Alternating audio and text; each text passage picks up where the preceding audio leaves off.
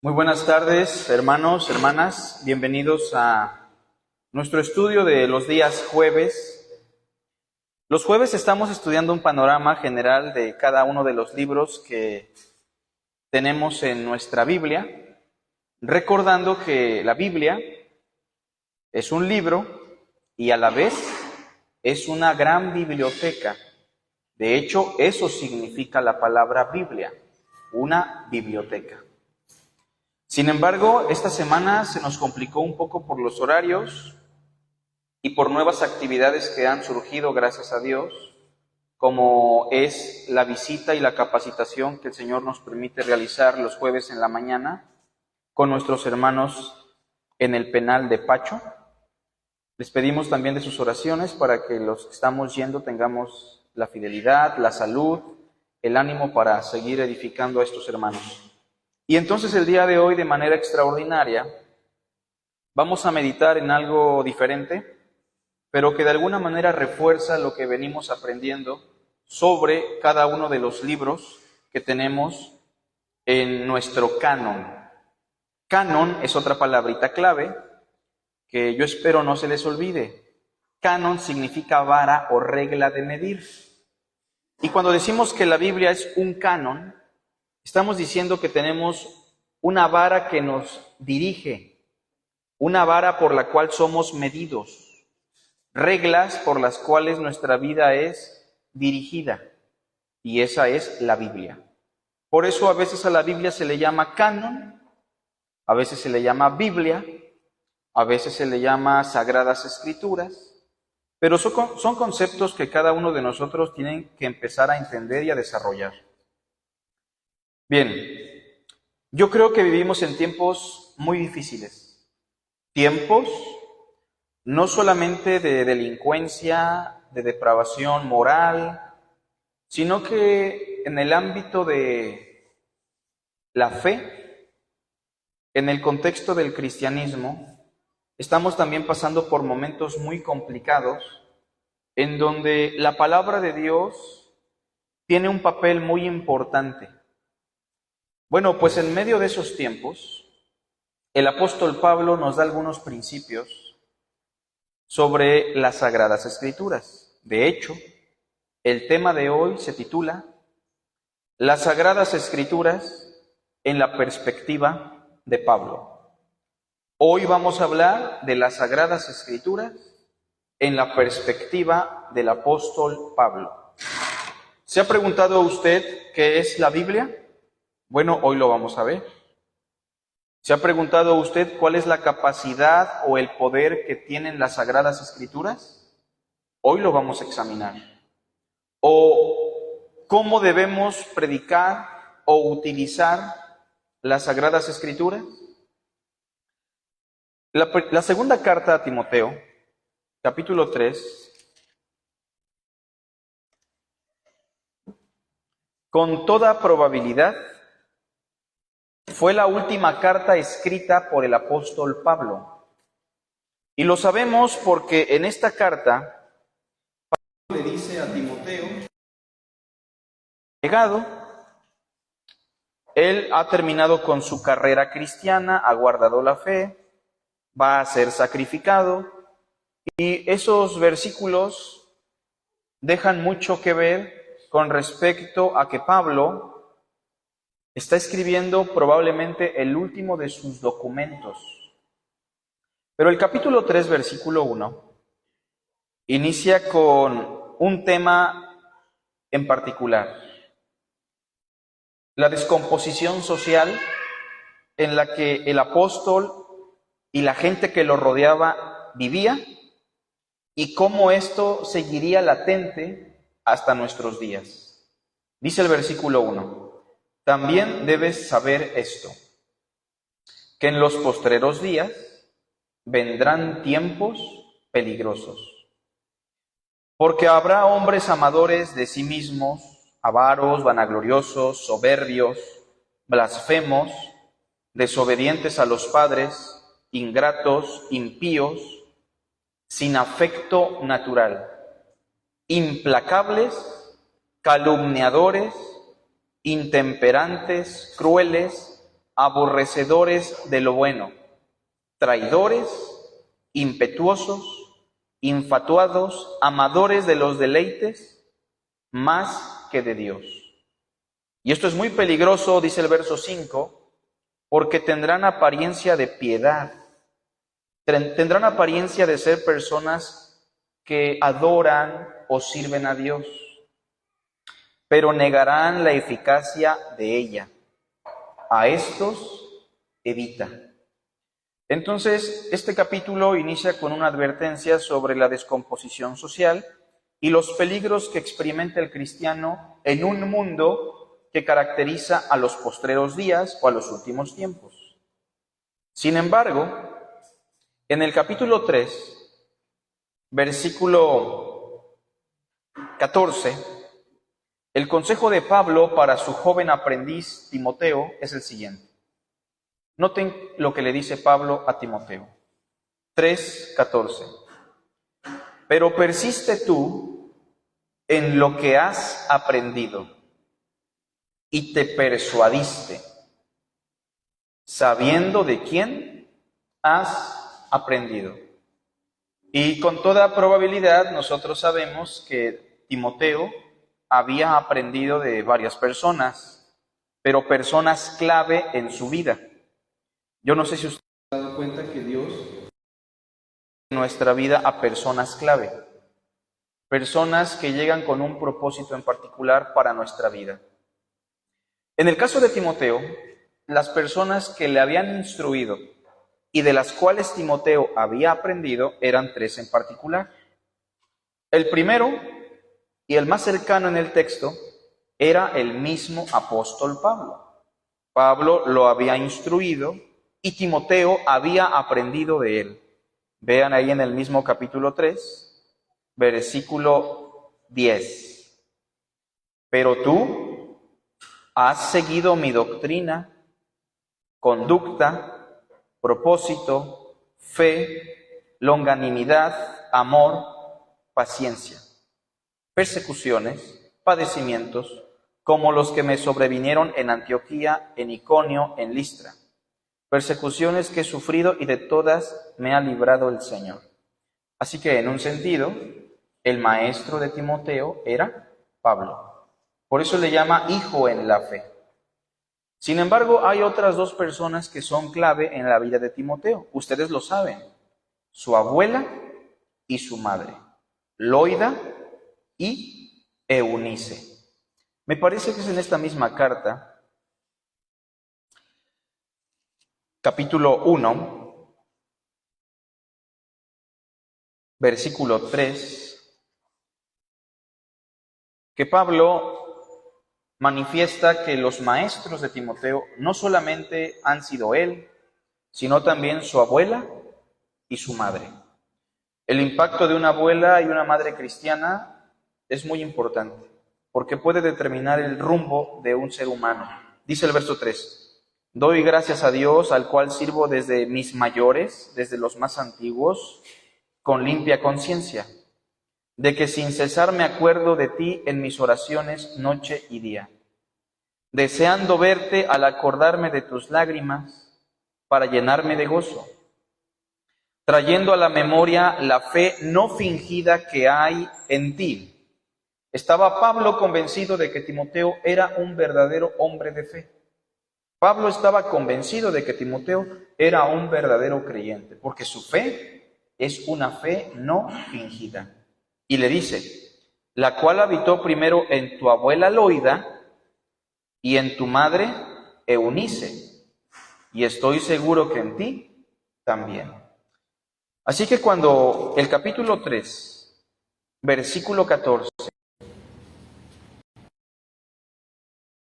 persista en lo que ha aprendido y sabiendo de quién ha aprendido, la referencia inmediata es su familia, su abuela, su madre y Pablo. Enseguida de ese verso, el verso 15 nos indica algo. Dice el verso 15, todos juntos. Y que desde la niñez ha sabido las sagradas escrituras. Quiero preguntarles, ¿sus niños realmente conocen las sagradas escrituras? Cuando ellos vienen al servicio, usted de alguna manera trabaja para que ellos tengan una mente concentrada en la palabra de Dios. Porque muchas veces pensamos que nuestros hijos van a conocer la palabra meramente porque andan en el ambiente de la iglesia. Y muchas veces lo sabemos tan bien, o pensamos así, que descuidamos esa área tan importante. Es más, en la escuela dominical, muchas veces las maestras, lamentablemente, a los niños se le pasan enseñándole historias bíblicas, pero no les enseñan como tal la doctrina de la Sagrada Escritura.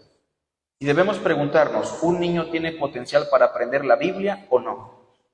Claro que sí.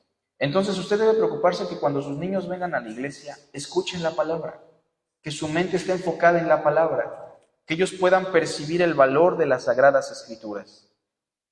Dice el verso 15, y que desde la niñez has sabido las Sagradas Escrituras, las cuales te pueden hacer sabio para la salvación por la fe, que es en Cristo Jesús.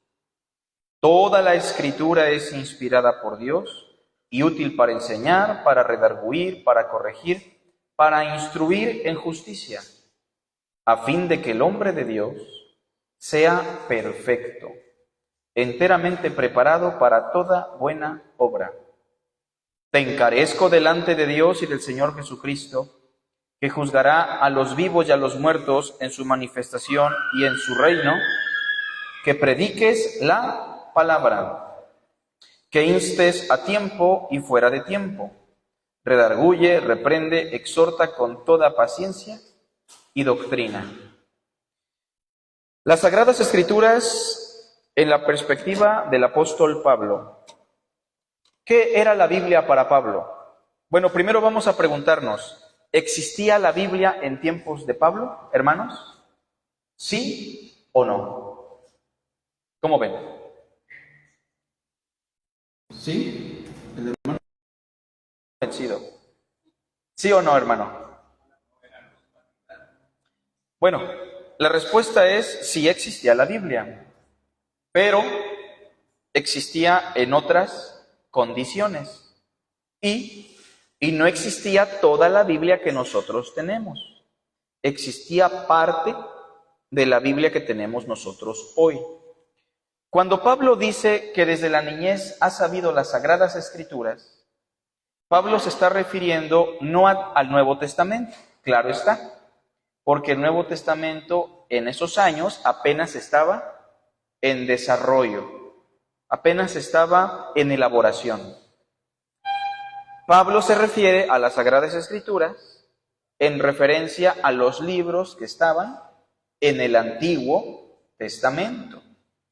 Mire, un cristiano hoy tiene un dominio convencional sobre los documentos del Nuevo Testamento, pero un cristiano de la época apostólica, los libros que manejaba y dominaba con mayor facilidad eran los del Antiguo Testamento. Por ejemplo, si yo le pregunto hoy a usted, ¿quién fue Apolos?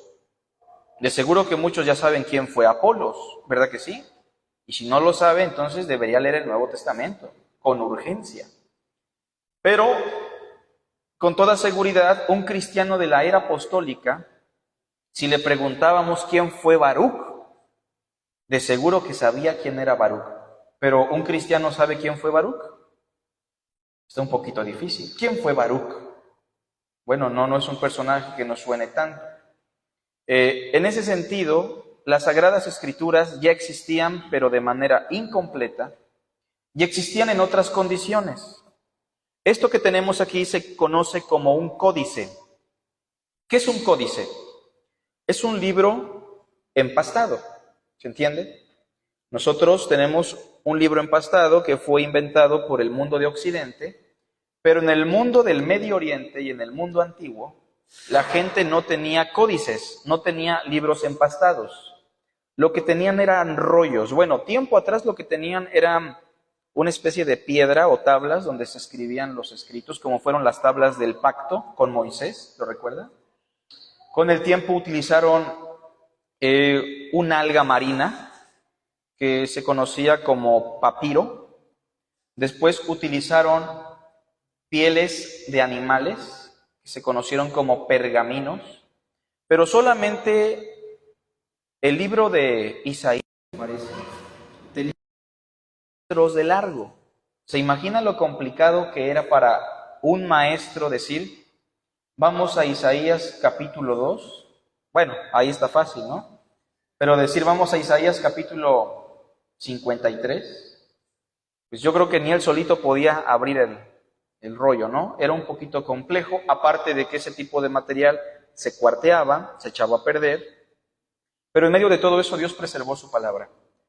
Bueno, la Biblia en la perspectiva de Pablo tiene que ver con 4 cosas importantes que hoy quisiera destacar, ¿sale? Que usted no debe olvidar y debe recordar, y que esto de alguna manera fortalece lo que estamos estudiando los jueves. Número 1, el poder de las Sagradas Escrituras. Quiero hablar de eso un poquito.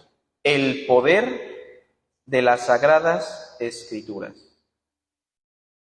Pregunto yo, ¿qué pueden hacer las Sagradas Escrituras? ¿En qué consiste su poder o su capacidad? Pregunto, ¿este poder, esta palabra tiene un poder o no? Bueno, ¿en qué consiste su poder? ¿Qué es lo que puede obtener una persona si se mete a leer y a estudiar las Sagradas Escrituras? Primero yo quiero que entendamos algo. Las Escrituras no tienen el poder de salvar a nadie. ¿Queda claro eso? ¿O es un poquito escandalizante? Parece que sí, ¿verdad? Pero fíjense, las Escrituras no tienen el poder de salvar al ser humano. Quien tiene el poder de salvar al ser humano es Jesucristo, ¿sale? Entonces, primero vayamos derrumbando algunos conceptos equivocados. Si alguien estudia las Escrituras y llega al conocimiento de la verdad y lo entiende perfectamente, ¿significa que es un salvo? ¿Significa que alcanzó salvación? ¿Cómo ven, hermanos? ¿Sí o no? No precisamente. Porque la salvación no se alcanza por el estudio de las Escrituras ni por conocer las Escrituras. Las Escrituras no pueden salvar, solo Cristo puede salvar. Bueno, ¿en qué consiste el poder de las Sagradas Escrituras? Vean el verso 15, por favor. Dice, y que desde la niñez has sabido las Sagradas Escrituras, las cuales te pueden hacer sabio. ¿Cuál es el poder de la Biblia? El poder de hacernos sabiondos, conocedores de ¿qué? De la salvación, dice el verso, ¿verdad? Las cuales te pueden hacer sabio para la salvación. Pero deja muy en claro que la salvación no es por conocer la Biblia. La salvación es por la fe en Cristo Jesús. Voy a poner un ejemplo. En nuestro mundo existen algunos grupos religiosos que estudian de manera constante la Biblia. Y muchos de estos grupos religiosos se han acercado bastante al conocimiento de la verdad. Sin embargo, podemos percibir que estos grupos no han alcanzado salvación. Un ejemplo de ello podrían ser los monjes en la época medieval, donde pasaron siglos y ellos eran los únicos que conocían la verdad. Sin embargo, no alcanzaron salvación precisamente todos. Otro grupo famoso en la Biblia podría ser el grupo de los fariseos. Fíjense, los fariseos pensaban que si ellos memorizaban, aprendían y enseñaban la Biblia, ellos iban a alcanzar salvación. Y llegaron a un punto en el cual incluso la Biblia llegó a ser adorada. Pero vuelvo a reiterar, debemos adorar a Dios. Ahora, quiero que vean conmigo sin perder Timoteo, o lo vamos a poner en la pantalla si quieren, para que no muevan sus hojas. Juan 5:39. Y lo vamos a leer desde la pantalla y después lo va a leer nuestro hermano Rosendo en voz alta en su Biblia, ¿sale? Juan 5:39. Fíjense, la Reina Valera traduce este versículo de una manera muy interesante. Dice así: Estamos esperando para que lo puedan digerir. Ahorita aparece. No se preocupen. Son problemas en vivo. Bueno, vamos a escuchar primero a Rosendo. Escuchen cómo dice Rosendo en su Biblia, que es una traducción que ha podido detectar un error en la traducción de la Reina Valera. Recordemos algo también. Las Biblias que nosotros tenemos son traducciones de la palabra de Dios. ¿Y son proclives al error, sí o no? Sí, porque son traducciones. Por eso salen renovaciones constantemente, ¿verdad? Bueno, vamos a escuchar a Rosendo primero. Adelante, hermano. Examináis las Escrituras, porque vosotros pensáis que en ellas tenéis vida eterna. Ahí. Fíjense cómo dice, examináis las Escrituras. El verbo examinar. ¿Cómo Jesús? Examináis las Escrituras. ¿Cómo podría decirse eso? Ustedes examinan las Escrituras. Jesús, según el texto que leyó Rosendo, ¿les está reprochando que no estudien? ¿Cómo ven? No, todo lo contrario. Les está reprochando que ellos examinan y que ellos piensan que por examinar la Biblia van a encontrar vida eterna. La Reina Valera tradujo mal, lo tradujo como un imperativo, o sea, como un mandamiento. Dice, escudriñad las Escrituras. Ahí sí parece que los anima, escudriñen, examinen, porque a vosotros os parece que en ellas tenéis la vida eterna. Pero el texto griego no traduce así. El texto griego no es un impulso para que examinemos y tengamos vida eterna. El texto griego da por hecho que los fariseos examinaban las Escrituras porque, ¿qué pensaban? Que en ellas tenían vida eterna. Pero Cristo deja muy en claro, y ellas solamente dan testimonio de mí. ¿Cuál es el poder de las Escrituras? Hacernos sabios para la salvación, darnos testimonio de la salvación de Cristo. Pero Cristo deja muy en claro en el verso 30 y en el verso 40, y no queréis venir a mí. O sea, ellos querían la Biblia, ¿sí o no? ¿Cómo ven? Sí. ¿Les gustaba estudiar la Biblia, sí o no? La memorizaban y la examinaban, pero ¿querían ir a Cristo? No. Entonces dejemos muy en claro que el poder de las Escrituras radica en darnos la información suficiente, el testimonio o la sabiduría para poder ser salvos. Pero ese conocimiento por sí solo no puede salvar a nadie. En la segunda carta a Timoteo, capítulo 3, verso 15, volvemos a leer el texto, dice, y que desde la niñez has sabido las sagradas Escrituras, las cuales te pueden salvar, ¿no, verdad? Las cuales te pueden hacer sabio para la salvación. Y fíjense, ¿la salvación cómo se da?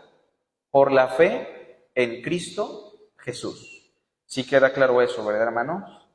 Entonces, uno de los principios del fariseísmo era pensar que estudiando la Biblia se alcanzaba salvación. De hecho, ese pensamiento es el pensamiento del testigo de Jehová. Es el pensamiento de algunos religiosos. Y nosotros no alcanzamos salvación por aprender mucho la Biblia, sino por creer en Jesucristo. Bueno, entonces, en primer lugar, ya dijimos cuál es el poder de... Apenas me comentaba una persona joven que durante muchos años se la pasó asistiendo a la iglesia, años, y que esta persona miraba el sermón y se aburría por completo.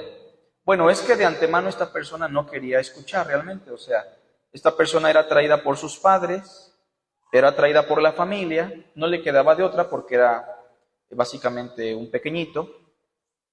Sin embargo, testifica, que un día dijo, bueno, ¿por qué le ponen todos atención a este hermano? ¿Por qué tenemos que estar una hora escuchando lo que dice cada domingo? Le voy a poner atención por primera vez en mi vida. Solamente voy a poner atención hoy para ver de qué trata. Y esta persona testifica que a razón de tratar de entender el mensaje, pudo entender cómo se puede ser salvo. Y gracias a Dios, alcanzó salvación. Por eso es muy importante que nuestra familia, nuestros hijos, nosotros estemos en contacto con la Biblia. No porque nos puedan salvar, pero sí nos dan información, testimonio de cómo podemos ser salvos. ¿Sale, vale? Bien. Punto número 2. Vamos a hablar de la naturaleza de las Sagradas Escrituras. La naturaleza de las Sagradas Escrituras. O sea, este punto responde a la pregunta, ¿qué es la Biblia? Y yo pregunto, ¿qué es la Biblia? ¿Qué es la Biblia, Rosendo? ¿Palabra de Dios? Pues sí, es una buena respuesta. ¿Qué es la Biblia, hermana Carolina?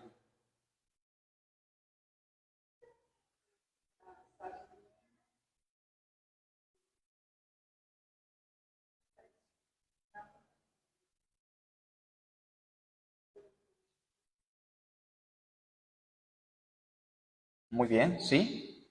Entonces, hay información que como que ya tenemos incrustada en nuestra mente y está bien porque son buenas respuestas. Pero miren, ¿cuántos libros sagrados conocemos? Al menos de los más populares en nuestro mundo. ¿Cuántos libros sagrados? O sea, cuando me refiero a libros sagrados, estoy incluyendo a la Biblia y a otros que profesan ser sagrados. Por ejemplo, no digo que sean libros verdaderamente de Dios, pero que profesan ser sagrados. Por ejemplo, el Corán. Para el Islam, ¿el Corán es un libro sagrado? ¿Sí o no? ¿Y más sagrado que la Biblia? Para ellos sí lo es. Para nosotros no lo es, obviamente. Para los mormones, ¿el libro del Mormón es palabra de Dios o no lo es? Sí, para los mormones lo es. Entonces tenemos una gran variedad de libros que profesan ser palabra de Dios. Pero, ¿qué es la Biblia? La Biblia es una obra que involucra dos naturalezas, por así decirlo. Voy a poner primero el ejemplo de Jesús. Jesús de Nazaret, ¿era verdadero Dios o era verdadero hombre, hermanos? Las dos cosas. ¿Era verdadero hombre, sí o no? ¿Era verdadero Dios? ¿Eran dos personas ahí? No. Era una sola persona, el Mesías, pero con dos naturalezas que nunca se mezclaron, pero que estaban en una sola persona. La Biblia, ¿es palabra de Dios o son palabras de hombres? ¿Cómo ven? ¿Es palabra de Dios o es palabras de hombres? Y debemos entender que hay una combinación, y eso no significa que no sea palabra de Dios. Es decir, ¿quién escribió la Biblia? ¿Dios o los hombres? Los hombres. Pero la pregunta es, ¿quién es el autor principal de todos estos escritos? Dios, sin duda alguna. O sea, la Biblia contiene las palabras de los hombres, pero que al ser inspiradas por el Espíritu Santo son la palabra de Dios. De hecho, hay una frase que yo les comenté, no sé si fue aquí en la semana o en otro lugar, y les decía que la Biblia es la palabra de Dios en las palabras de los hombres. Sin embargo, hay un concepto importante que nos habla de la naturaleza. La Biblia es inspirada, inspiración. ¿Han escuchado ese concepto? La Biblia es inspirada por Dios. Dice el verso 16, fíjense. Toda la escritura, y cuando dice toda la escritura se refiere a las sagradas escrituras del verso 15. Toda la escritura es inspirada por Dios. Bueno, ¿la escribió el hombre o la escribió Dios? El hombre. No, nunca nos llegó del cielo que cayera así como el maná y dijeron, aquí está la Biblia, ya la escribió Dios. No. La Biblia fue escrita por hombres, pero inspirada por Dios. O sea que estos hombres que escribieron la Biblia fueron inspirados por Dios. El texto griego diría, toda la escritura es soplada por Dios. Como cuando alguien te susurra, ¿no? Y hasta sientes el calor del susurro, esa es la idea. La Biblia fue soplada, inspirada por Dios. Pero quiero que entienda usted bien el concepto de inspiración. ¿Notaron que los chicos muchas veces cuando tocan bien inspirados? ¿Qué quiere decir eso? Que Onam, David, las hermanas, tocaron bien inspirados. ¿O qué quiere decir cuando decimos que un pintor terminó su obra y quedó tan padre y decimos, de seguro que estaba inspirado? O vemos un equipo de fútbol que nada más no la hace, ¿no? Pero llega el mundial y pues como que más o menos, ¿y qué decimos? Salieron inspirados. ¿Qué queremos decir con inspiración, hermanos? Bueno, sí, pero quiero que lo entendamos bien sencillo. Un muchachito se enamora de una muchachita. Ya no le envían cartas, yo creo, ¿verdad? Eso ya fue en los 90, pero vamos a pensar que todavía. Y le escribe una carta bien bonita y le hace un dibujo. ¿Y qué decimos? Está inspirado. ¿Qué significa inspiración?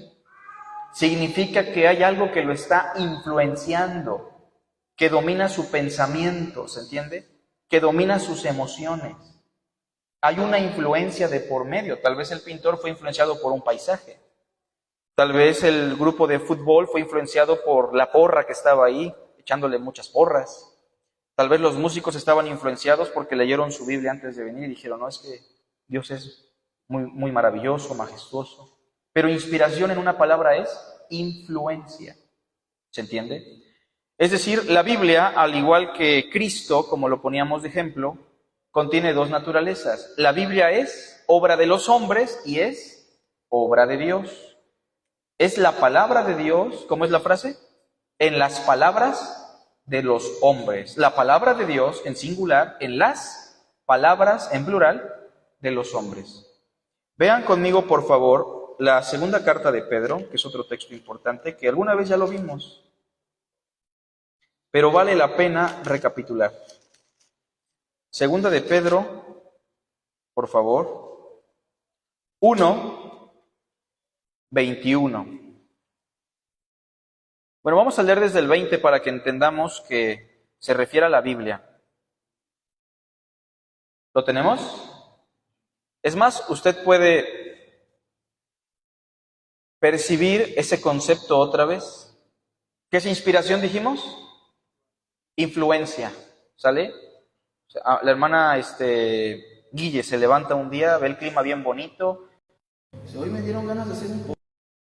Influenciada, ¿se entiende? Está inspirada, hay una influencia de por medio. Y cuando los hombres de Dios escribieron la Biblia, estaban influenciados por el Espíritu de Dios. Su mente, sus emociones, todo lo que eran ellos estaba dominado. Pero ¿podemos ver que eran ellos, sí o no? Por ejemplo, ¿podemos ver que es Pablo cuando es Pablo? Sí. ¿Y podemos ver que es Juan cuando es Juan? También. Dice el versículo 20. Entendiendo primero esto, que ninguna profecía de la Escritura es de interpretación privada. O sea, la Biblia no la interpretan unos cuantos, ¿se entiende? No es que solo el pastor la puede predicar, interpretar y enseñar, no. Existe el libre examen, no la libre interpretación, que cada quien interpreta como quiera, no. Existe el libre examen, Dios nos da la libertad para examinarla todos. Pero dice el verso 21, porque nunca la profecía fue traída por voluntad humana. Así como la hermana Guille nunca planeó en la noche levantarse para hacer el postre, así los hombres de Dios nunca se levantaron diciendo, ¿saben qué? Voy a escribir una carta para que los cristianos de unos siglos puedan entender la doctrina. No, dice el texto que nunca la profecía, ¿cómo dice? Fue traída por voluntad humana. No fue la iniciativa humana, pero dice el texto, sino que los santos hombres de Dios, y pregunto, ¿eran cualquier tipo de hombres? No, eran hombres santos, hombres de Dios, hombres creyentes. Sino que los santos hombres de Dios hablaron, ¿siendo qué? Influenciados, acuérdense, influenciados, guiados por el Espíritu Santo. Bueno, entonces la naturaleza de la Biblia, a diferencia de los otros libros que profesan ser sagrados, es que la Biblia, fíjense, es la única o el único libro que declara en su contenido ser inspirado por Dios. El Corán nunca dice ser inspirado por Dios. El libro del Mormón nunca dice ser inspirado por Dios. La Biblia es el único libro que constantemente afirma ser un documento influenciado, soplado por Dios. Pero aparte lo demuestra, obviamente. Ahora, Ya entendimos que la Biblia es una obra divina y humana. Ya entendimos que la Biblia es inspirada por Dios. Lo cual nos lleva a un tercer punto. Número 3. El propósito de las Sagradas Escrituras en la vida del creyente. A ver, ¿cuál sería el propósito de las Sagradas Escrituras en la vida de aquellos que ya conocieron a Jesús? Que ya son salvos. ¿Cuál es el propósito? Fíjense que hoy existe un mito que surgió en algunos círculos evangélicos. Hay personas que dicen la letra mata y con eso quieren decir que no hay que estudiar, porque estudiar es nocivo para la salud espiritual de un cristiano. ¿Pero realmente eso es bíblico? No. Cuando la Biblia dice la letra mata, se refiere a que vivir bajo la ley de Moisés trae muerte, nada más. Pero la Biblia debe ser un instrumento de reflexión y de estudio para el creyente. El propósito de las Sagradas Escrituras en la vida del creyente lo encontramos en el verso 16. Fíjense. Toda la Escritura es inspirada por Dios y útil. Aquí empezamos a hablar de la utilidad. ¿Y útil para qué? Para enseñar. Para las cuestiones de la vida cristiana y nuestra iglesia, lo único que necesitamos es la Biblia. Y pregunto yo, ¿es suficiente con eso o no? ¿Sí o no, hermanos? ¿O le agregamos una confesión de fe y nos vamos guiando? ¿O le agregamos unos cuantos libros de autores reconocidos para que no fallemos? No. No estoy diciendo que la confesión de fe o los libros comentados sean malos, pero la Biblia es suficiente, ¿se entiende? Y la Biblia dice que es útil para enseñar. ¿Qué más? Para refutar. Redarguir aquí tiene la idea de refutar. ¿No le ha pasado que alguna vez tiene que contradecir a un hermano? O sea, en el buen sentido de la palabra, ¿no? No sé, vamos a pensar. Un hermano dice, vamos a evangelizar al parque, ¿no? Frank. Y por ahí se levanta otro y le dice, hermano, lo toma aparte. En ninguna manera esto te acontezca, casi, ¿no? Estás trabajando mucho los viernes, ¿no? Y entonces, con la Escritura, uno tiene que refutar, ¿se entiende? Que contradecir lo que es errado, lo que es contrario a la voluntad de Dios. Es meramente por poner algún ejemplo burdo o convencional. Bueno, la Biblia es útil para enseñar, para redarguir, para corregir.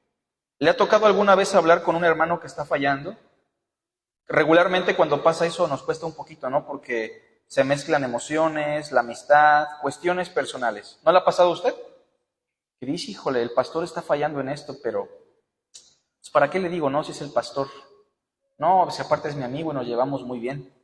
Bueno, debe recordar una cosa, que cuando vamos a exhortar a un hermano, no vamos a hablar nosotros. Bueno, sí, ¿verdad?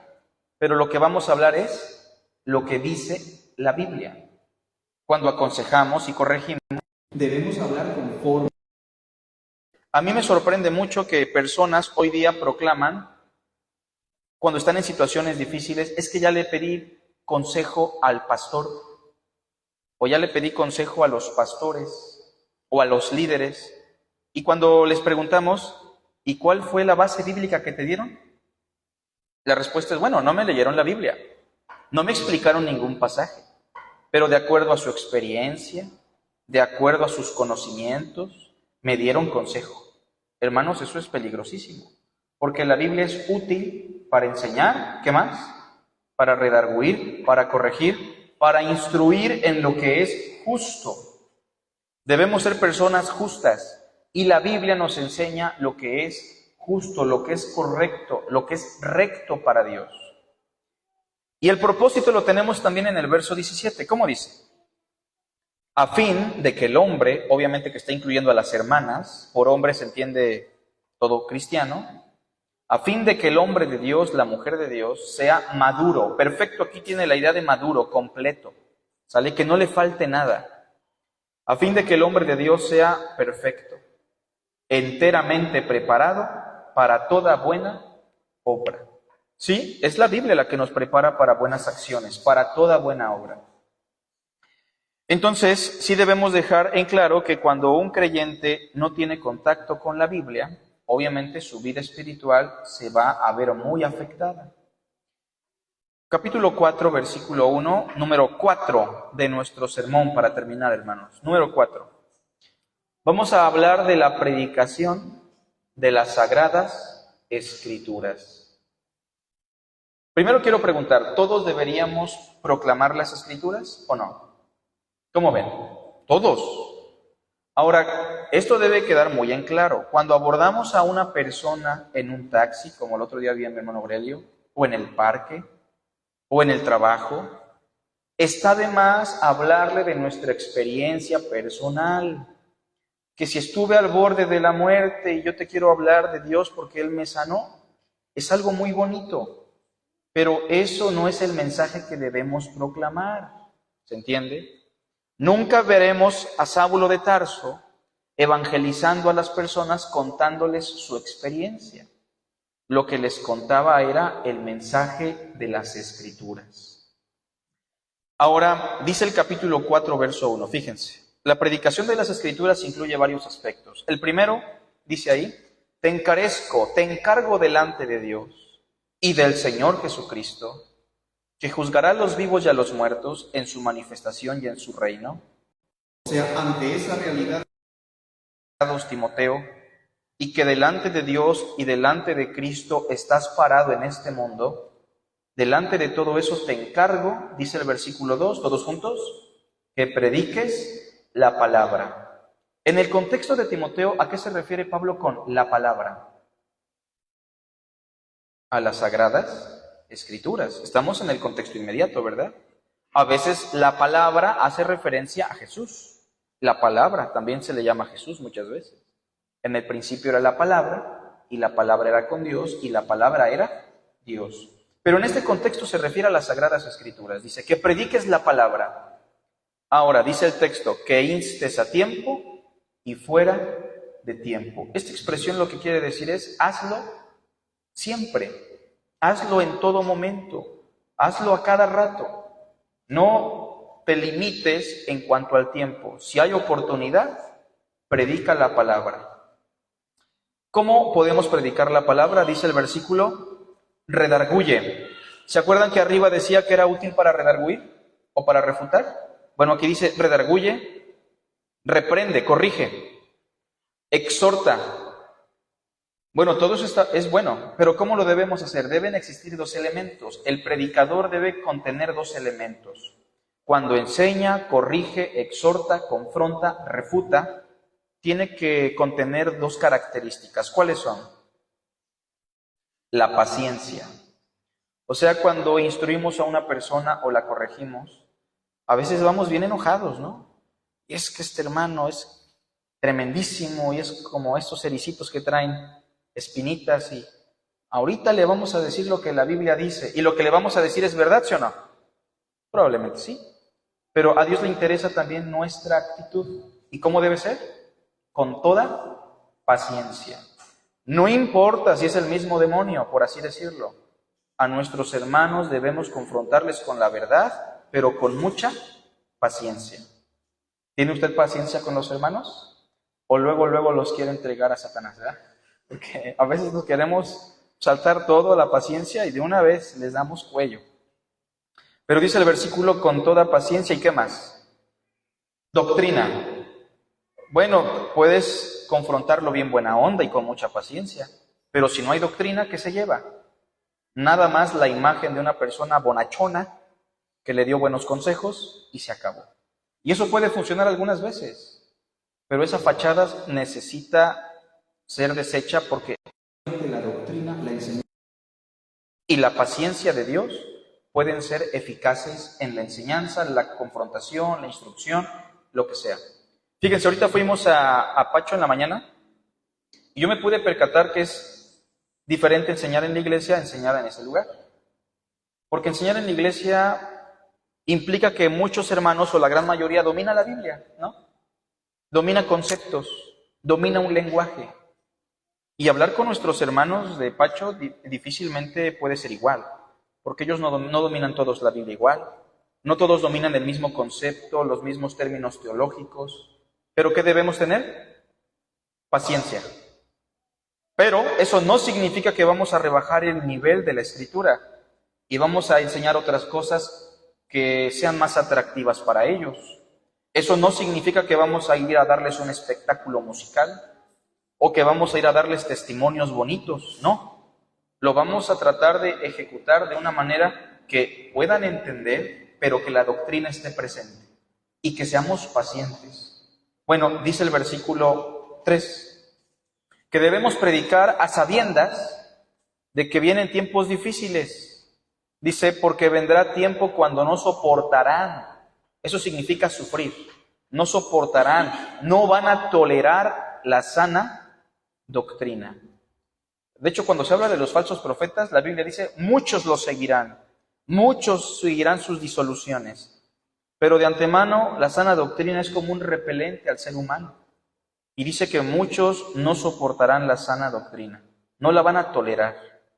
Entonces, el predicador, el maestro, el evangelista, la maestra, la hermana que comparte la palabra en la calle, en su casa, en el trabajo, el joven que lo hace en la escuela, de antemano debe entender que predicar la palabra es remar contra corriente. ¿Se entiende? Es sufrir muchos estragos en la misma casa, en la misma familia, porque no soportarán la sana doctrina. Dice el verso 3, sino que teniendo comezón de oír. ¿La gente tiene comezón de oír, sí o no? ¿Qué es más fácil? ¿Que la gente me escuche porque le llevo la Biblia? ¿O que yo llegue con una revista, con la imagen de una batalla celestial entre Satanás y Miguel, y que el título diga El fin de los tiempos? Así como una historieta a manera de cómic. ¿Qué es más atractivo para la persona? No, pues la revista, obviamente. Y el texto nos dice que muchas personas se amontonarán porque tendrán comezón de oír. Y se amontonarán maestros conforme a sus propios deseos perversos, a sus concupiscencias. La verdad del oído. Y se volverán a las fábulas, a los cuentos. Yo me sorprendo de cómo se pierde tiempo en muchas congregaciones. Que si va a pasar la hermanita que descendió al infierno en un sueño y nos va a contar cómo vio las cosas. Hermanos, son fábulas, son cuentos. Es algo que está dañando la vida espiritual de las personas. Que vamos a dejar que dé el testimonio del hermanito que fue arrebatado al tercer cielo, ¿no? O sea, cosas como estas parecieran absurdas, pero son verdad. Las personas se han vuelto a las fábulas. Una fábula muy popular y que puede ser dolorosa. Hermanos, Cristo va a raptar a algunos, se va a venir una gran tribulación de 7 años, nos van a poner un microchip. Esto es más popular y más aceptado, pero son fábulas. No tienen base bíblica, hermanos. Y el versículo dice que se volverán a las fábulas. Verso 5. La actitud del predicador, y terminamos con esto. Pero tú sé sobrio en todo. ¿Es difícil ser un predicador sobrio? Así como si fuera alguien de hielo. Es difícil, ¿no? Pero la Biblia dice que debemos ser así. En medio de las aflicciones, el dolor, la persecución, debemos ser sobrios en todo. Dice, soporta las aflicciones. ¿Hay aflicciones para el que comparte la palabra? ¿Para la hermana que comparte la palabra? Sí, bastantes. Pero hay que soportar las aflicciones. Dice, haz obra de evangelista. ¿Esto incluye a todos o no? Claro que sí. Timoteo no era un evangelista, Timoteo era un maestro de la iglesia. Pero dice, haz obra de evangelista. Mañana vamos al hospital, ¿verdad, hermano? A las 6. Bueno, y dice, cumple tu ministerio. Ahora, dice el texto 6, porque yo ya estoy para ser sacrificado. ¿Cómo se sentiría usted si su hermano, el que lo guía espiritualmente, le avisa que de antemano ya no va a poder contar usted con su apoyo? Yo cuando me convertí había algunos hermanos que me apoyaron espiritualmente. Y cuando se fueron y me dijeron, ya no vamos a estar más en Jalapa, y me quedé solito, yo miraba a Aurelio y digo, híjole, pues Aurelio viene aprendiendo, ¿no? Ahora yo tengo que apoyar a Aurelio. Pero me sentía un poco acongojado, un poco solo. Pero predicar la palabra también implica entender que dependemos de las Escrituras y no de los seres humanos, ¿verdad que sí? Porque ¿cómo se habrá sentido Timoteo cuando escuchó? Ya estoy para ser sacrificado, Timoteo. Tal vez ni me vuelves a ver. ¿Cómo cree que se sintió? Híjole, ¿y entonces qué hago? Bueno, ahí está el consejo. Dedícate a estudiar las Sagradas Escrituras. Estoy para ser sacrificado, el tiempo de mi partida está cercano, he peleado la buena batalla, he acabado la carrera, he guardado la fe. Bueno, Pablo ya se está... Y por último, otra cosa importante, hermanos. Si usted quiere predicar la palabra, si usted quiere compartir el mensaje, no crea que sus días van a terminar muy bonitos. No crea que su vida va a terminar con una alfombra roja y caravanas, ¿verdad? La Biblia nos dice que vamos a padecer bastante. Termina diciendo el texto, versículo 9. Procura venir pronto a verme si es que te da tiempo, ¿verdad? ¿Por qué? Porque Demas, mi colaborador, ¿qué dice? Me ha desamparado. ¿Cómo termina un predicador sus días? ¿Cómo termina alguien que predicó la palabra? Muchas veces desamparado por aquellos que le apoyaban. ¿Le pasó lo mismo a Jesús o no? Heriré al pastor y las ovejas serán dispersas. Vean más adelante el versículo 14, dice, Alejandro el calderero me ha causado muchos males. ¿Le estaba yendo mal? Pues sí, había una persona que lo estaba dañando. Versículo 16, en mi primera defensa, porque estaba en juicios, ¿quién lo apoyó de los hermanos? Dice, ninguno estuvo a mi lado. Ahí sí reprocha y dice, sino que todos me desampararon. No les ha tomado en cuenta. Verso 17. Lo que importa es lo que viene. El Señor estuvo a mi lado. O sea, en medio de las implicaciones de la predicación, Dios está con nosotros. Y bueno, hermanos, termina el verso 17 diciendo, estuvo a mi lado y me dio fuerzas para que por mí fuese cumplida la predicación y que todos los gentiles oyesen. Así fui librado de la boca del león. El poder de las Escrituras, la naturaleza de las Escrituras, el propósito de las Escrituras y la predicación de las Escrituras. ¿Alguien tiene algún comentario? ¿Pregunta, hermanos? ¿O podemos hacer la oración? ¿Sí? Oremos. Padre, gracias por el tiempo de reflexión. Llévanos con bien a nuestra casa. Permite que tu palabra sea atesorada, Señor, que la veamos con buenos ojos y tengamos la prontitud para escudriñar, aprender, crecer y utilizarla como tú deseas. Te damos gracias por este tiempo de reflexión en Cristo Jesús. Amén.